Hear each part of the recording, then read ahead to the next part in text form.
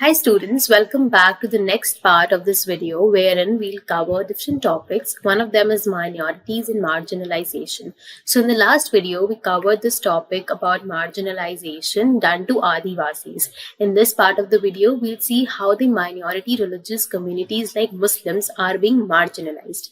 Alright, so let's first understand the meaning of minority in order to understand the relation between minorities and marginalization. So minorities are basically refers to the community which is lesser in number. So any community which is lesser in number in comparison to the another community is called as minority. And it is quite evident that in our country, India, Muslims are in minority and Hindus are in majority. And there are some other groups also which are in minority. But now for now, let's consider that Muslims are in minority. All right, because there are some other examples of the other religious communities also which are minority, but now we're just taking the example of Muslims.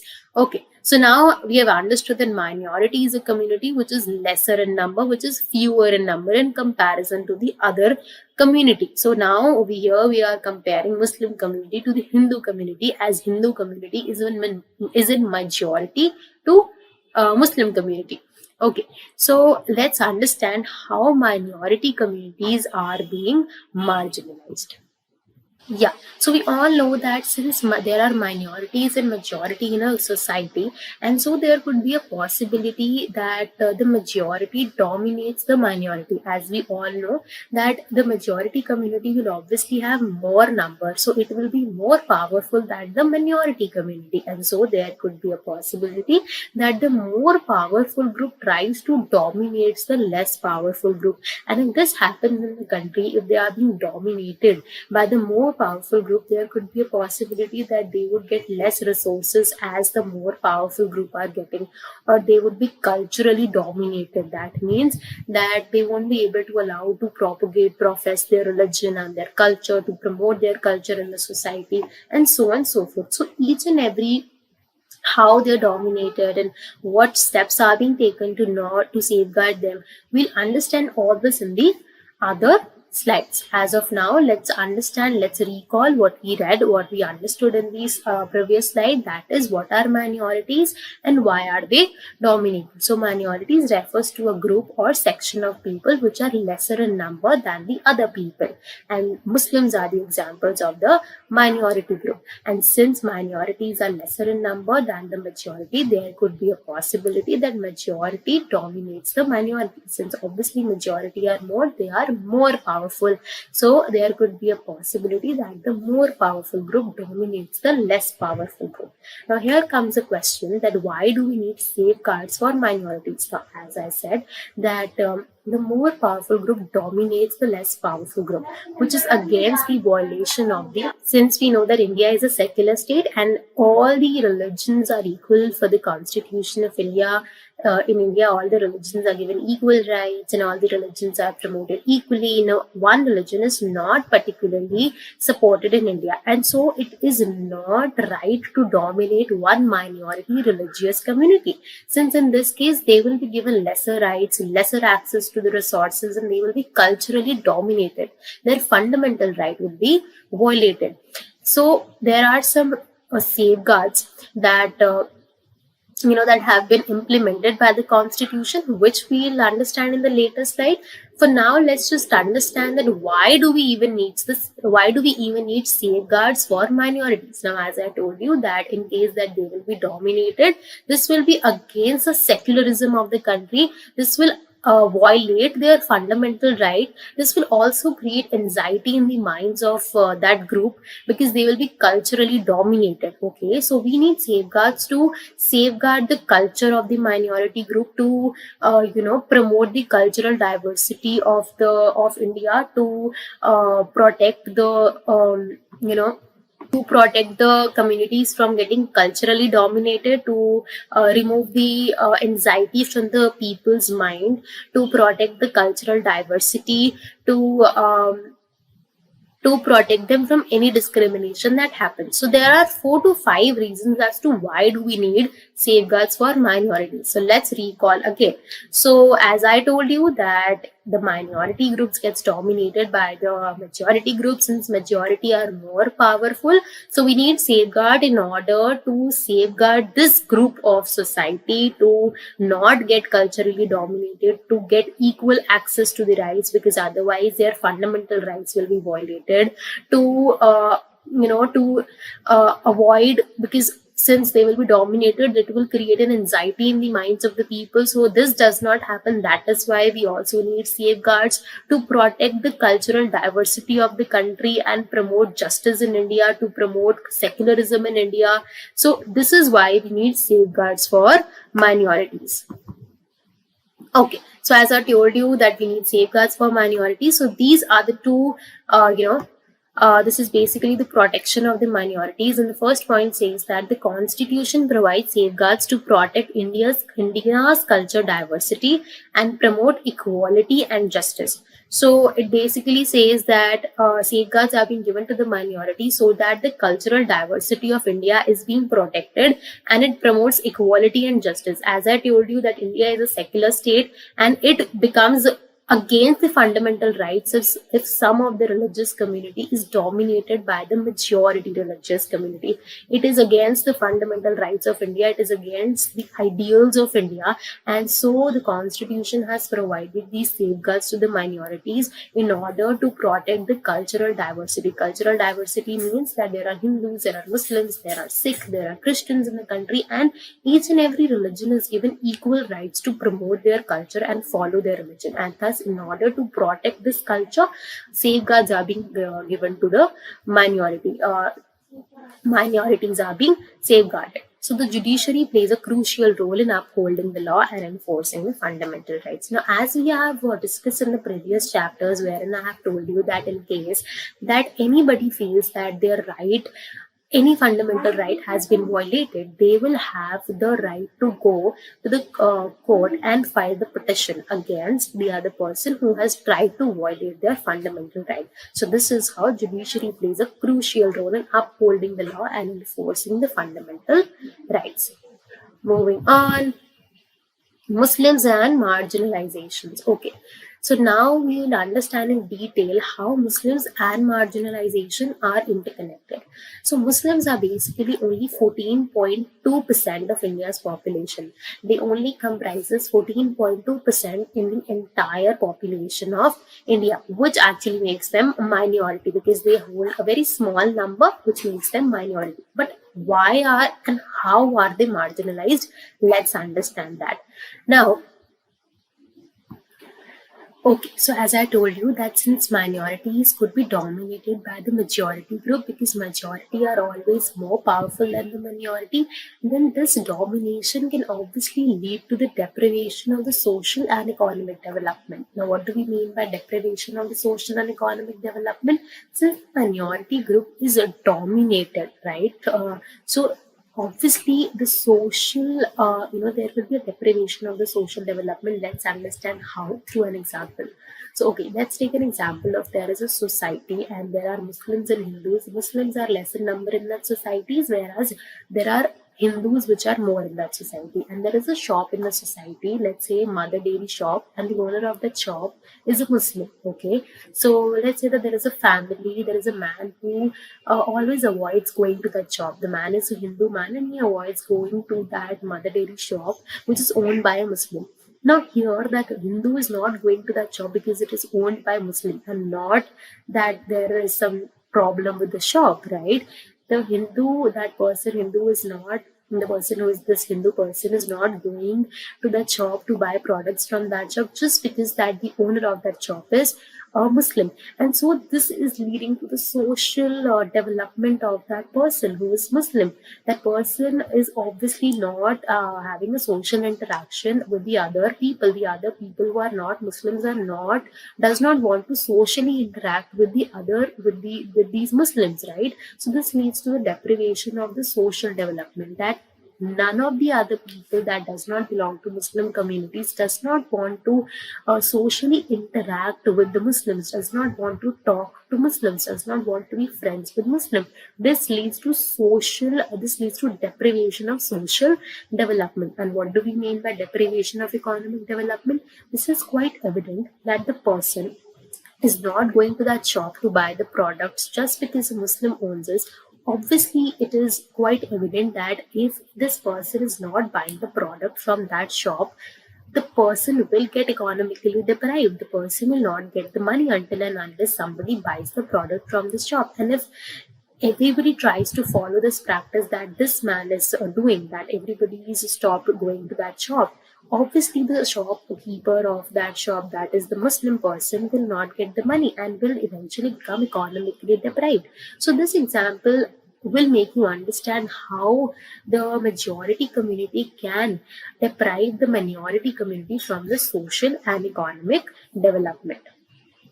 Okay, so here is this case study, a very small table which shows some numbers and some data which we'll understand. So there is this population, IAS, IPS, IFS, CPSU, state, PSU, and banks RBI. So there is basically the data given as per this is the population of the Muslims, and then the 3%, basically these 3, 4, 1.8, 3.3, 10.8, 2.2 are the numbers which are given in percentage. Okay, 13.5 is also the percentage of the Muslim population in the entire country, and this IS is Indian Administrative Services, IPS is again Indian Police Services, IPS Indian Foreign Services. So this is basically the officers of the government officers in our country. Okay, and this is state PSU. Bags RBI. Bags RBI is again a government job. State PSU is a private job. Now, we can see that the population of the Muslims are 13.5 in the country, and so we can see that all the government jobs, that is IAS, IPS, IFS, banks, RBI, CPSU, all these have a very less percentage of Muslims, that is 3% or 4% or 1.8, 3.3. Banks, RBI, it has 2.2, and the least are in IFS officers, that is Indian Foreign Services. So we can see that all the government jobs have very less number of Muslims, okay, and the state PSU, which is actually a private job, has 10.8, which is obviously more than 3, 4, 1.8, 3.3. So this basically depicts that there is a very small representation of Muslim community in the government sector of our country, and this does not show equality, right? This does not show equality. It would have shown equality when we would see that there are equivalent number of Muslims in the government office, in the government sector, as well as Hindus. But the truth is that there are very less number of Muslims in the government sector of our country, and this does not depict equality, right? So this was just to show you how they are being marginalized, they are being excluded from the society. Okay, so this is a high level committee by the government which was formed in 2005, and it was chaired by Justice Rajinder Sachar. Now, this committee was basically formed in order to examine the social, economic, and the educational status of the Muslim community in India. So let's now understand what this report actually examined. Now let's understand what this committee examined. Now it examined that 25% of the Muslims, which range in the age group of 6 to 14 years, have either never gone to school or they have dropped from the school. Okay, and the second point says that on a range of social, economic, and educational indicators, the situation of the Muslim is comparable to that of SCs and STs.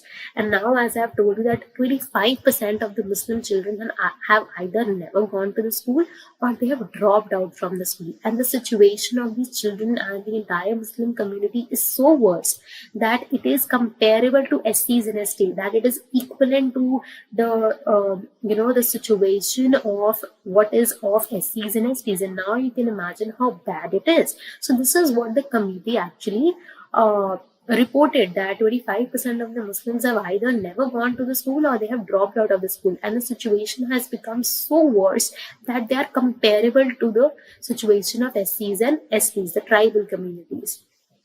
Moving on. Okay, So since I have told you how worse the situation of Muslims have got and how lesser in number that they are in the government sector, now how less they are in the number of the government sector directly depicts that very few people represent the country. Very few Muslims represent the country India, right? Represents in the sense that they are in the government sector. Any government officer will obviously represent the country, will obviously represent the country on behalf of the all the citizens, right? And we saw in that table how less the number is in regard to Muslims, how lesser Muslim government officers are in our country, right? This shows that how they have been excluded from the society, how marginalized they are in the society. Now, since they have been dominated, since their situation has been so worse that they are being comparable to the situation of scheduled caste and tribal communities, now let's understand that what led to this marginalization and what happened after they were being marginalized. That means that what led to marginalization and what were the consequences of marginalization. What were the reasons that marginalization happened and what happened after they were being marginalized. Okay. Okay. So as we know that there are different customs and religious practices in Muslim community, that is one of them you might have seen in your own society, that you see women wearing burqa. So Muslim women follow this religious practice of for wearing a burqa.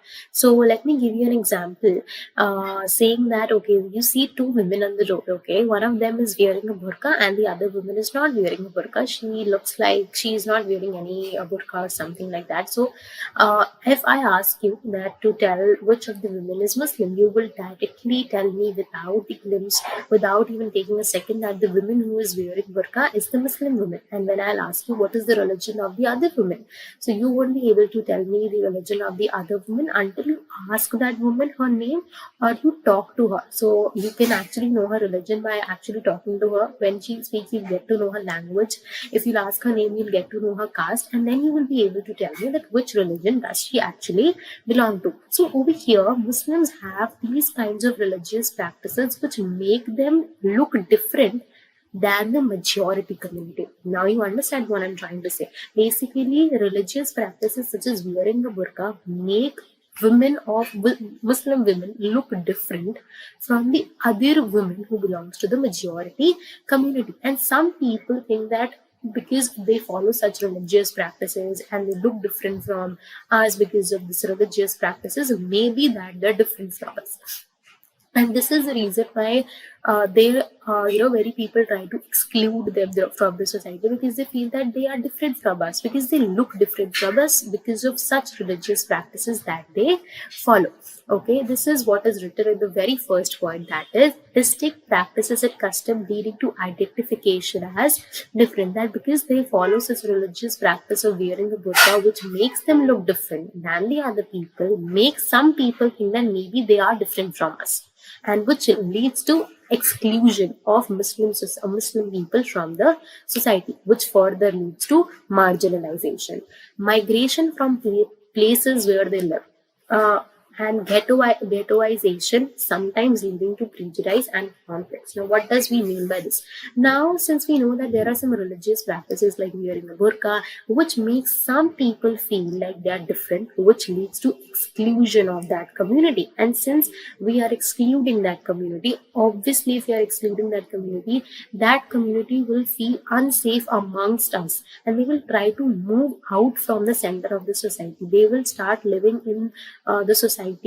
Now you might know that there are societies wherein there is a Muslim society. That means that there is a society which is different from the all the societies, and only Muslims live in that society. Now, why does this distinction or discrimination amongst the society, that Muslims have to live in the other society where all the Muslims live, and so on and so forth? So that is because we are excluding them, and they are feeling insecure amongst all of us, and that is why they feel safe amongst their community, their people, and that is why they have moved out from the main center of the city or the state and started living, with their community, with the people of their community, to feel little secure. So you might have seen that there is a community, there is a society, Muslim society, where all the Muslims live and no other religious community lives there or belongs there. So basically, this happens when such exclusion is practiced in the state. So these people try to move out from the city and make their own small region where they start living to feel more secure about themselves. And ghettoization sometimes leading to prejudice and conflicts. Now here prejudice basically means that the pre-assumptions that we make about a certain person, like the pre-assumption here we made that the person, she's wearing burqa and she looks different, that means she is different from us. So such kind of prejudices that we made, pre-assumptions that we made, that she is different from us, such prejudices sometimes leads to conflicts and exclusion of people from the society. Now ghettoization basically means when a certain group of people get excluded from the society and they start living somewhere else with their community. As I told you, that sometimes sometimes you might have seen that there is a community wherein only Muslims live, and there is no other people of other religious communities that belong there. So this thing, when people of the same religious communities move out from the city or the state and they live somewhere else and they make their own place and they live collectively with only the people of their religious community. So this is known as ghettoization, when the people of the same community move out and start living together in a small place to feel more secure because of the exclusion from the society, because of the pre-assumptions that the other people of the other religious communities have made. Moving forward, okay, yeah. So all the reasons that I told you of all the consequences that I told you that marginalization had made. Now, because there is marginalization in the society, that is why there is an exclusion in the society, and that is why the Muslims have migrated from the society. That is why they have made their own community. That is why they have made their own small space where they all live, and there is no inclusion of other people of other religious communities. And all this exclusion, all this migration, all this ghettoization has led to marginalization. Now, since there is a little exclusion, now for example, I'll explain you that if there is a little exclusion in the society, right, there is a discrimination happening between the people of different religious communities, and so this leads to migration of some people from the society. Right now, let's say that there is a discrimination is happening in the society, but not at a very large pace. Okay, there is a society where there is a discrimination amongst Hindus and Muslims, and so that is why Muslims get shifted from that society and migrates to the other place. Okay, now when this migration will happen slowly and steadily, all the Muslims will start migrating, and due to this migration it will lead to even more exclusion. So the consequences of the migration will lead to even more marginalization. Consequences of the marginalization will even lead to even more exclusion and then even more marginalization. Okay, so now we have come to the conclusion of the chapter, that is, marginalization is linked to experiencing disadvantage, prejudice, and powerlessness. Yes. Now let's understand what.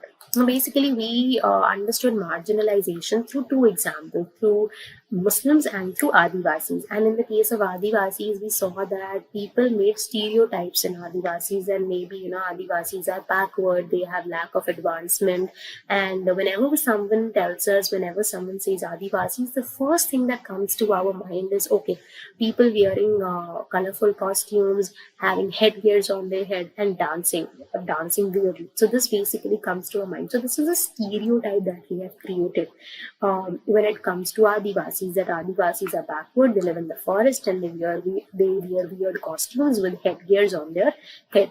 So this is what it is called, prejudice. And because we have created such stereotypes, we have such prejudice in our mind, this is why we are not being able to include them in the society, because we have made this assumption into our mind that they are different from us and they will not be able to understand our living, our religions, our language, and that is why we have indirectly kind of excluded them from the society. So this is what we mean as prejudice here. Now, disadvantage. Now, if we exclude a particular part of the society, obviously it will be a disadvantage for them. Obviously, they won't be able to get equal rights, equal resources, right? And thus this is a disadvantage to the society that is being excluded by the center of the state. And powerfulness, as I told you, that the people who are in minority are obviously less powerful than the people who are in majority. And obviously, the people who are in majority will try to dominate the people who are in minority and are less powerful. This will make the minority people feel less powerful, and they will feel like they have a lack of power. This is known as powerfulness. Feeling of lack of power is known as powerfulness. So when the majority people who are more powerful, they will dominate the minority people who are less powerful. So this minority group will feel that they have lack of power, which is ultimately called as powerfulness. So now it is quite evident that we have understood that marginalization leads to feeling of disadvantage amongst the mind of the minority community, since they does not get equal rights and does not get equal access to the resources. The second thing is that we usually stereotype such minority communities, like we stereotype that when that Adivasis wear these costumes and dance all the time, or they are backward, or they do not know anything, or they won't understand our language, and that is why we try to exclude them.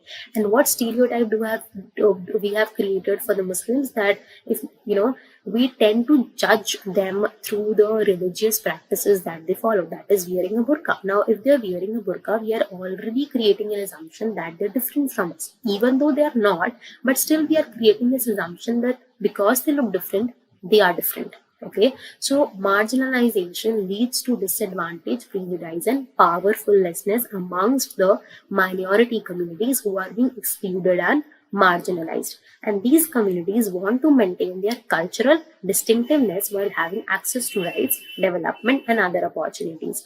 But whoever that we are marginalizing, or whichever community which is being marginalized, obviously does not want to get marginalized. It also wants to get equal rights. It also wants to promote its culture. It also wants to get equal rights and equal access, and also want to get socially and economically developed. All right, as we saw in the table in the case study, wherein we understood that only very few people, very few Muslims are in the government sector of our country, right? So in this case, Muslims are not socially and economically developed. They are not the part of the government sector of our country. And so, obviously, even though Muslims are in minority and they are excluded, they does not want to feel excluded. They does not want to feel marginalized. And so, it is their right also to develop with the country and not feel backward while the others are developing. So, it is the right of the Muslims also to be the part of the government sector of a country, to contribute in the development of the country, to be the part of the development, right? And not to feel backward and primitive while the all others are developing. Now let's understand through an example of a cricket team. Now, if in case there is a cricket team, and we always see that there are more Hindus in the cricket team, so at least there should be an open opportunity for the Muslims as well to be the part of the cricket team, right? There should be an open opportunity that if in case that they want to, they can, through their hard work, they can be a part. But at least an opportunity should be open for them. There should be no discrimination on the basis of the religion, that if they're Muslim, they won't be given the chance to be the part of the team, and so on and so forth, right? This is what they want. They want equal opportunity, equal rights, equal access to the resources, and equal say in the society. So this brings us eventually on the end of the video. We'll connect in the next video. By then, thank you so much for joining me on Study One.